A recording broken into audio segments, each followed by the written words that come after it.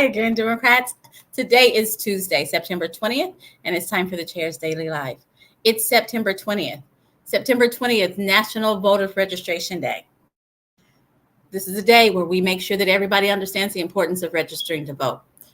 Everybody, regardless of your affiliation, register to vote. It's that important. The deadline is October 14th. Today is National Voters Registration Day. So I'm going to ask you, as you're out in the world, everybody you encounter, the person in the drive-through, the person at your bank, at the grocery store, your cousin, everybody you encounter, make sure that they're registered to vote. Ask them point blank, is your voters registration up to date? Let's get you up to date. Let's get you registered. It's that important.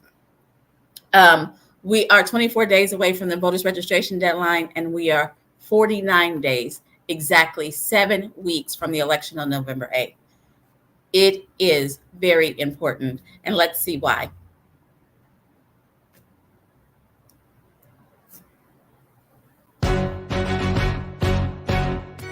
How does the system work with democratically elected leaders chosen every 2 years by well-trusted procedures so everyone can help fulfill the Founding Fathers' vision if people don't take part in the decision?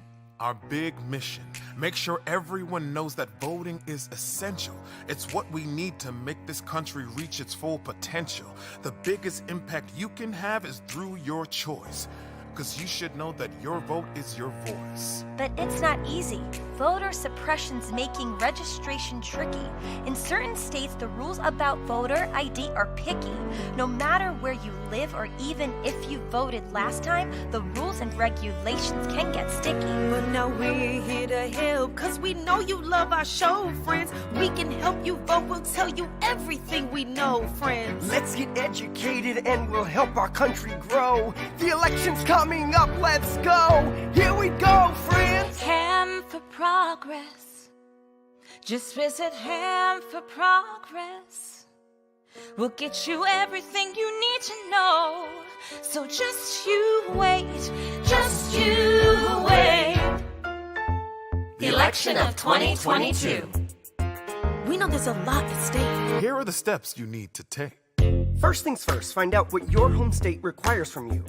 When weallvote.org can tell you what you'll need to do. Already registered? Confirm the list still has you in it. And if you're new, then register right here. Just takes a minute. Now every state will have specific voter ID laws. Voter suppression makes it harder to support your cause. Minorities, the elderly, disabled, and the poor are most affected when the laws require something more. So votewriters.org will tell you what those laws entail. You'll also see how you can vote early or through the mail. And don't forget, down ballot races are important too. We'll get you all the information. You'll know what to do. Dear friends of Hamilton, there's an election coming up and each of you should be there. Dear friends of Hamilton, just visit Ham for Progress. There's all kinds of stuff to see there. Register to vote. Vote, election's on its way. Register to vote. Register to vote and make your plans today. Dear friends of Hamilton, election's coming up and each of you should be there. Then make your plans today. Yo! Oh! The people are asking to hear your voice. Oh! The election is coming and so is your choice. Oh! I've said it before and it matters a lot. Oh! Do not throw away your shot. Oh! When you register and your plans are planned. Oh! There's one more step to understand. Oh! Make a pledge to vote, that would be great. The future is in your hands. Just you wait. Visit hamforprogress.com to plan, pledge, and register to vote. History has its eyes on you.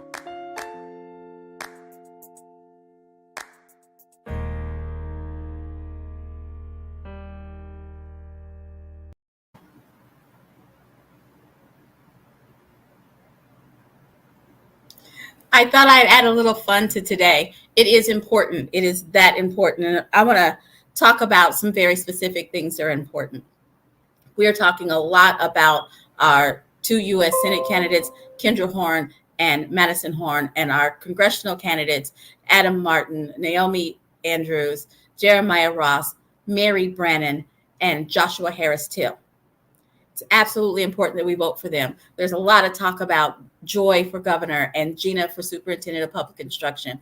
There's a lot of talk about how we have such qualified women running. All of that is very important, and I don't want you to lose sight of it. But I also don't want you to lose sight of it, of the fact that we have two men who are running for statewide office. We have Jack Henderson, who is running for labor commissioner, and Charles DeCoon, who's running for manager.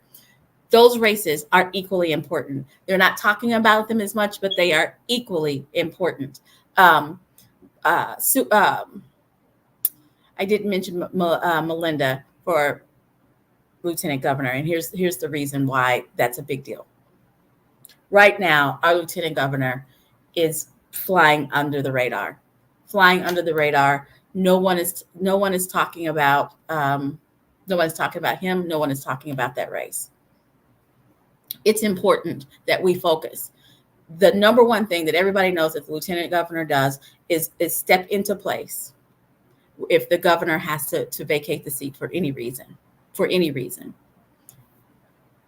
If we leave the current guy in there, he's just sitting around waiting to become governor. He's just sitting around. And so if the current guy gets called off to run as somebody's running mate or whatever, gets in trouble with the law for all the things that he's done, any of that kind of stuff, then the current guy just kind of moves in.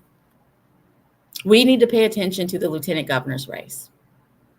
But I ran down a whole list of other races that I want to make sure that you guys understand. Melissa Provenzano, House District 79. The Republicans have named her seat as their number one target. If you could throw some support in Melissa's direction, she is in southeast Tulsa. Throw some support in her direction. That'd be incredibly helpful. The leader of the majority house in Oklahoma, he's coming to Tulsa to throw a fundraiser. That's how important they think that race is. We need to make sure that Melissa hears that we believe her race is important. If you got $5, $10, $25 that you can send to that race, that'd be incredibly helpful. If you can plan on a Saturday to come out and help her and her team knock doors, that would be incredibly helpful. That's Melissa Provenzano and House District 79. That seat's very important. It's very important because in her freshman year as a legislator, as a Democrat, she was able to get bills written and passed. And she continues to get bills written and passed. You can't say that about everybody. So it's important that we keep her there. But then let's talk about Shakira Smith and Kyle Mraz in Lawton. It's important that we expand our hold beyond Tulsa, Oklahoma City, and Norman. Let's get some folks elected outside of that. Shakira Smith and Kyle Mraz down in Lawton. And we have Tegan Malone over in Midwest City, and Annie Mins and Jared Deck and Jacob Rosecrans in Norman. We need to solidify Norman, get all of the seats in Norman under our belt. We have Jimmy Haley over in Muskogee. Again, we need to get seats outside of our strongholds. Steve Jarman down in Lexington. Trish Ranson, who is an incumbent, but she's in Stillwater, kind of out there by herself. We need to make sure that we keep her in office.